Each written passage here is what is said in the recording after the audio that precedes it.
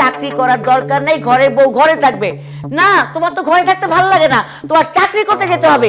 এদিকে সমাজের মুখ দেখাবো কি করে, মানুষ কি বলবে? দেখুন মা, মানুষ কি বললো না বললো সেটা নিয়ে আমার কিচ্ছু যায় আসে না। আপনার তাহলে তো মাথা ব্যথা হচ্ছে কেন? আর তাছাড়া আমি তো চাকরি করছি, খারাপ কিছু তো করছি না।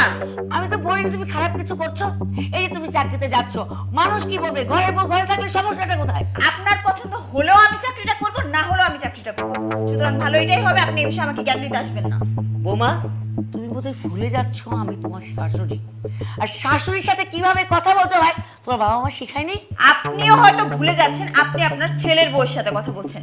আর আমার মা বাবা আমাকে যথেষ্ট শিক্ষা দিয়ে এখানে পাঠিয়েছে। শিক্ষা, শিক্ষার নমুনা তো দেখতেই পাচ্ছি। তোমার বাবা মা যদি ভালো শিক্ষা দিত না, মুরব্বীদের সঙ্গে কিভাবে কথা বলতে হয় সেটা তুমি করতে না। আমি কোনো বেয়াদবি করছি না মা, আমি তো চাকরি করছি। আপনার মতো তো শুয়ে বসে খাচ্ছি না। আপনার তাহলে এত গায়ে আগুন ধরছে কেন?